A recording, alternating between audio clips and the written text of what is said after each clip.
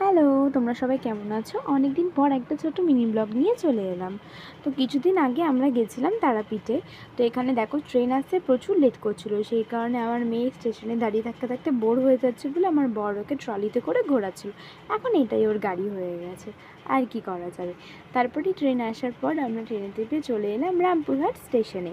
তারপরে তোমরা তো সবাই জানোই যে রামপুরহাট স্টেশন থেকে টোটো, অটো বা টেগার না কী সব গাড়ি বলে, ওটায় করে তারাপীঠ মায়ের মন্দিরে যাওয়া যায়।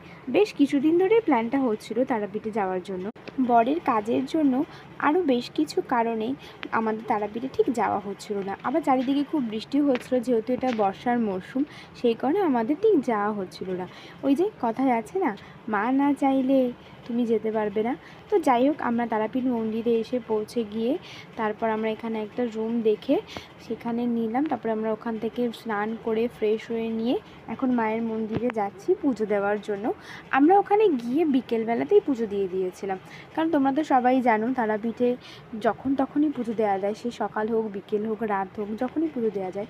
তারপরে আমরা এখানে এসে দেখি লাইনটা বেশ ফাঁকাই ছিল, কিন্তু আমার মেয়ের খুব ঘুম পেয়েছিল, সেই কারণে ও একটু কান্নাকাটি করছিল। আমরা লাইনে দাঁড়ানোর ঠিক কিছুক্ষণ পরেই ভিড় হয়ে যায়, বেশ অনেকটাই বড় লাইন হয়ে গেছিলো। তো আস্তে আস্তে আমরা মায়ের মন্দিরের দিকেও চলে যাচ্ছি। তো মায়ের মন্দিরে গিয়ে আমরা পুজো দিয়ে এখন বাইরে বেরিয়েও এসেছি। ভেতরে তো আর ভিডিও করা যায় না, আসলে করা যায় কিন্তু অনেক ভিড়ের কারণে আর ভিডিও করতে পারি। আর যে দেখো, আমার মেয়ে সারাক্ষণ কোলে থাকতে থাকতে ভীষণ বোর হয়ে যাচ্ছে, তাই এখন ও একটু খেলা করছে। নেক্সট পার্টটা তোমাদের পরে